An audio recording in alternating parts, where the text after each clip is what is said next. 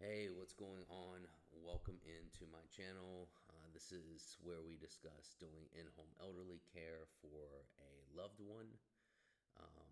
Doesn't have to be a loved one, specifically an aging relative. Most likely, the tips and things that we go over and I talk about on this stream are items that you will find in that area, specifically for doing in-home elderly care. And if you've watched any of these videos, you know that we've been going through a series of items and things that you might experience and go through if you do choose to do in-home elderly care for a family member. Again, doesn't have to be a family member, doesn't have to be an aging relative, but that was my experience, and that's the perspective that I come from with these items. So let me throw up my slides right here, and I'll go ahead and get into what I'm going to discuss today, which is you can see there. Nope, there we go. That's better. What you can see there is family secrets.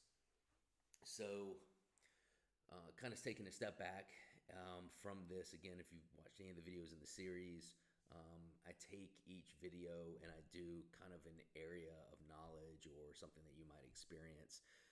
And where we've kind of been in the conversations over the last couple of months is that you've already put yourself through the vetting process of seeing if this is going to be a good fit and something that you want to do.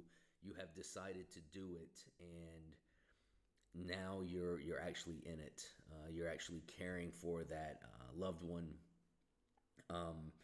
And I've been talking most recently about some of the things that you might experience by doing that. So, we looked at things like establishing a routine and making sure that the customer has the proper medical support. It could be, or maybe like in Ruth's case, my case study that I always use, my grandmother, she had diabetes, so she had a specific dietary regimen that she needed to stick to, and navigating the waters of going through those type of situations. So today, again, like I said, the headline that I've got here is for family secrets, because one of the things, and it might not be something that you would normally think of, that you may encounter by doing this, especially if you're caring for an aging loved one. They're by themselves, which was Ruth's case. Her husband had already passed several years previous before I came into the picture and started giving her day-to-day assistance. And you're living with that individual. So something that you might not think about, but something that could come up is family secrets. And I say that because what you're going to experience is being in the middle of a lot of either conversations or relationships that you were not privy to prior, or you had a misunderstanding of the nature of the relationship or the status of the relationship, that you're going to find yourself naturally just being closer to, just by proximity. And because that's the case, certain things may reveal themselves. And I've got it listed here as, quote, secrets. It might not be exactly a secret. It could just be things that aren't public knowledge. And, like to use the word secret, there's an implication of like, hey, that's information that is purposely being hidden or purposely not being revealed. Might not be the case. It could just be things that aren't common knowledge, but I think the proper way to say it is secret, because I think what you're going to find out is that a lot of times, yeah, it was information that was purposely held for whatever reason, for the customers, because the customer chose to do it, or because somebody that the customer is in a relationship chose to do it, or wanted the customer to do it. That's a big part of these relationships, especially as they get older. Meaning the customer is, I think that you would think you would think that, um, and these people that the customer is in a relationship with, most of the time, their family as well. So let me say that. And so you would think, well, that, their child now, who's probably either your cousin or one of your aunts or uncles, or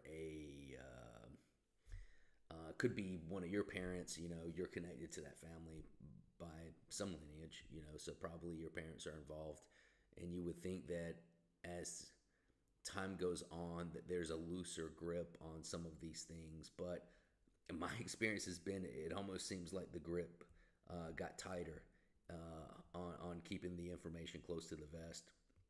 And whether that's your experience or not, you may find yourself receiving this knowledge that you weren't previously aware of. And, what do you do with that? Because the thing is, because these people are family, and because you had one perspective of it, finding out some information like this could totally change your perspective. Okay. And then what do you do with that?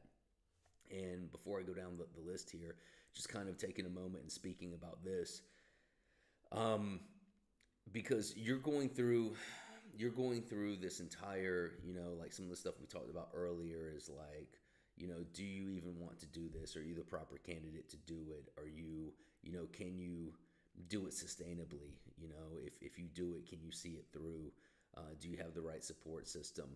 All of that plays into something that might later reveal itself as not being the true reality of what your perspective was of the reality at the time. So you might be, or it might be put on you that you would be the right candidate to do this because cousin Sally can't do it because cousin Sally has these applications, and then Aunt Rebecca, whoever, can't do it because they have other obligations, or they're incapable of doing it, or whatever.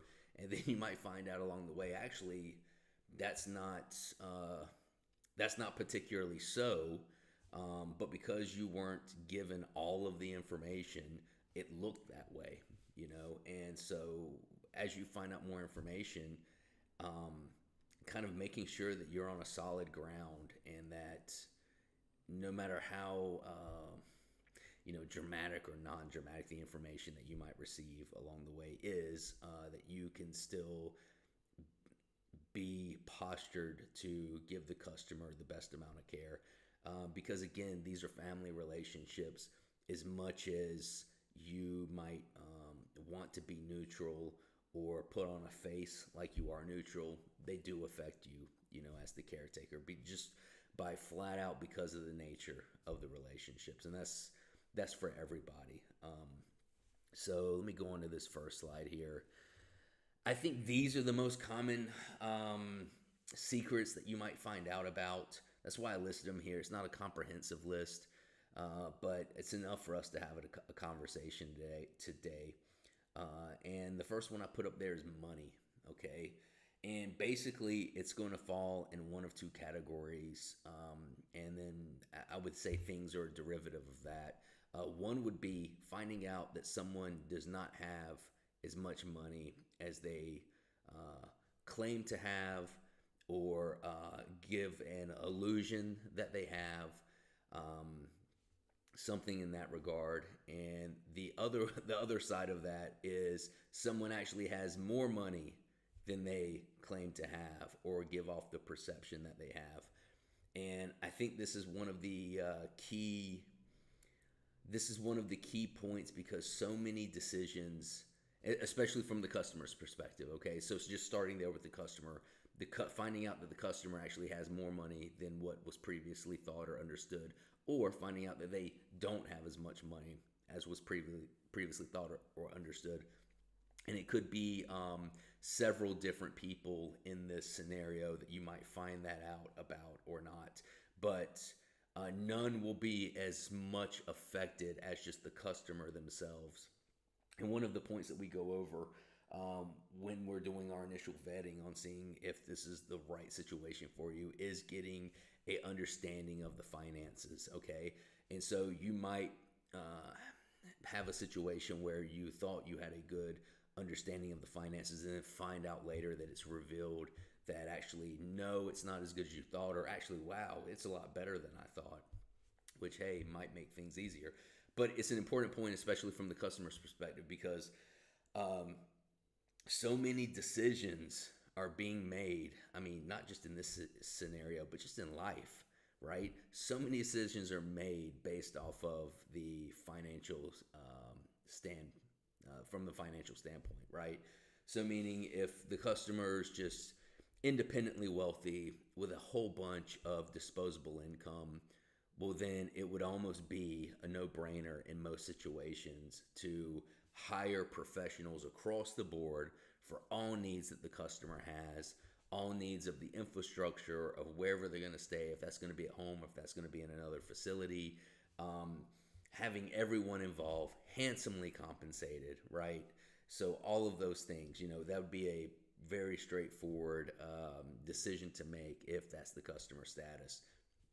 And then if you're looking to do something like in-home care, um, probably means, and even though Ruth did well for herself, and her and John, her late husband, did well for themselves, still she wanted to stay at home, and we made decisions to make that happen. But she also had the financial backing in order to do that, because it ultimately was expensive, especially in the last year. And maybe in a future video, I'll get into specific numbers, but today we're just going to talk in generalities.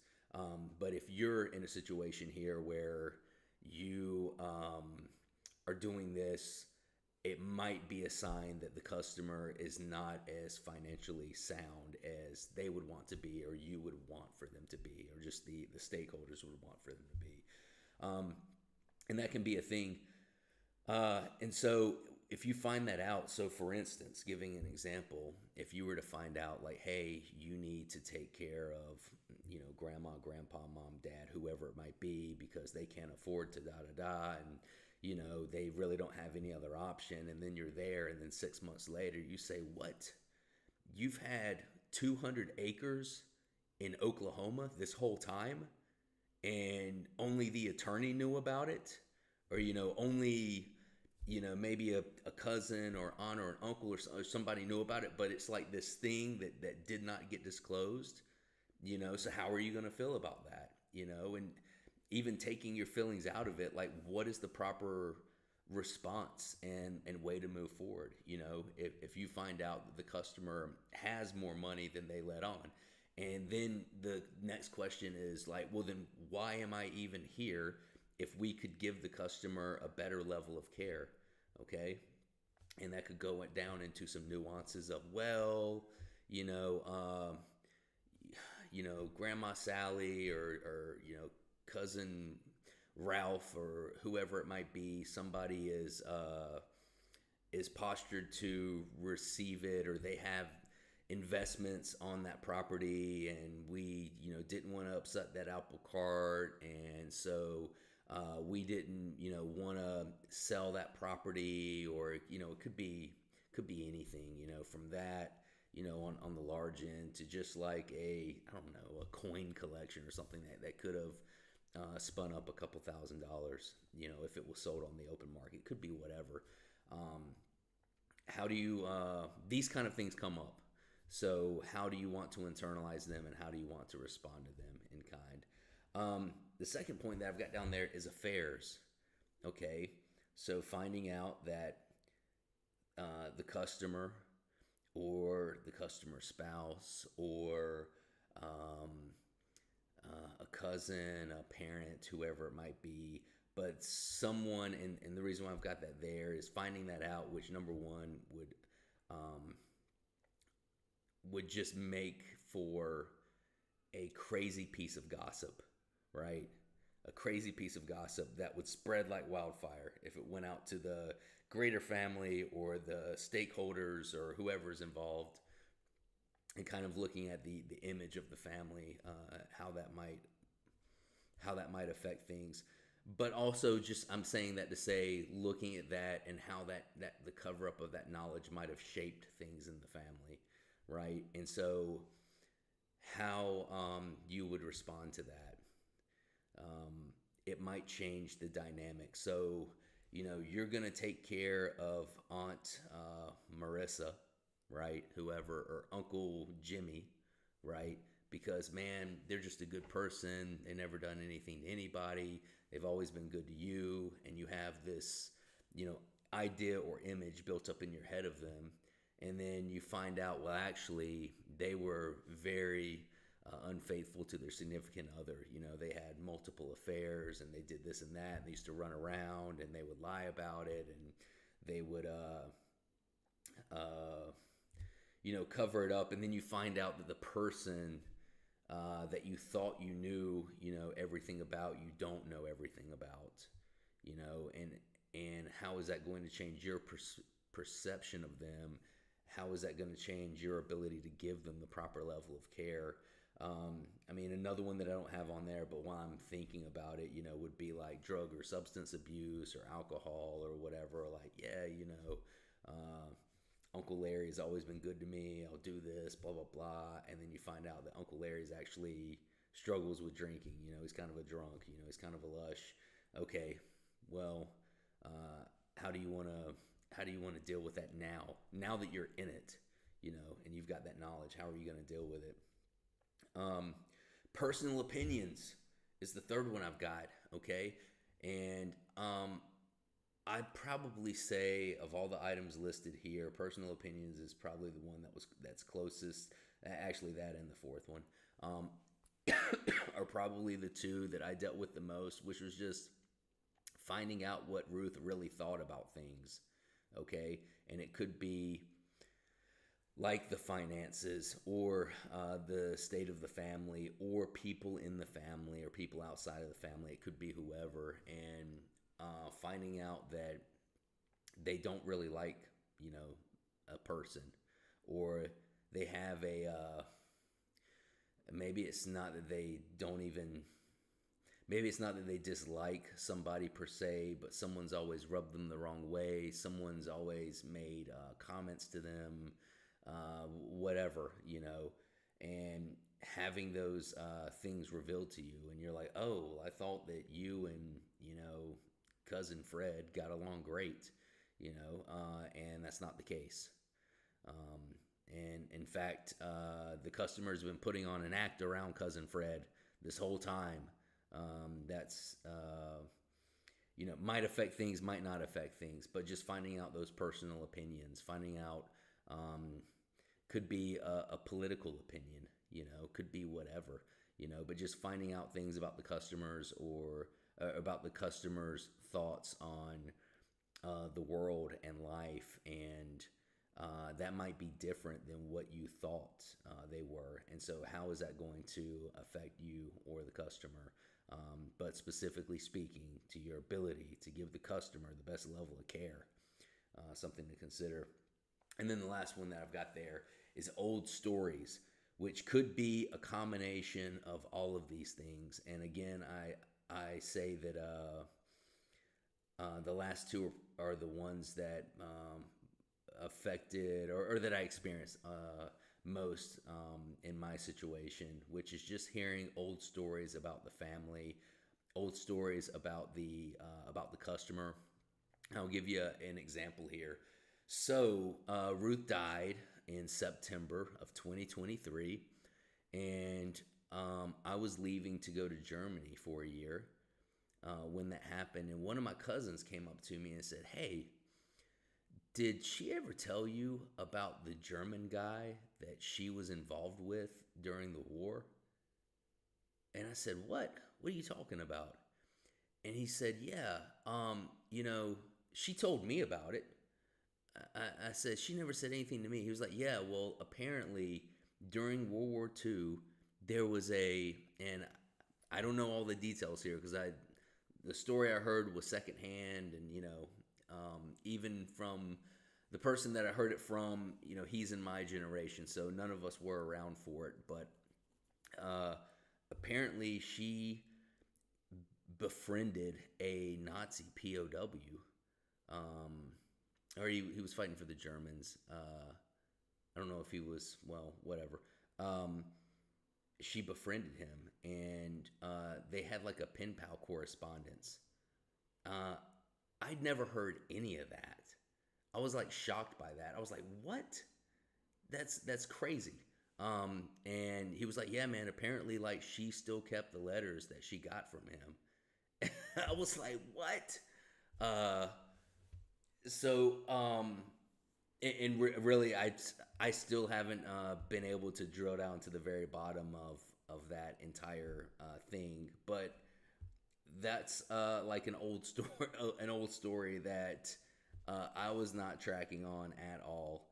Um, and it could be old story about a cousin growing up, or a aunt or an uncle growing up, and something significant that might have happened to them that changed the course of the trajectory of their life, or just influenced their personality, or something you never understood about them, and coming to find out that they've always been that way, and here's three examples of how they've always been that way. Or you know what, they were never that way until this thing happened while they were in high school, and that changed everything. And stuff that happens to all of us in life, but stuff that might have that pertains, family members, loved ones, stakeholders that you weren't aware of previously, and how that might change your perspective of the situation, and then how your changed perspective might influence your ability to give the customer the best level of care possible.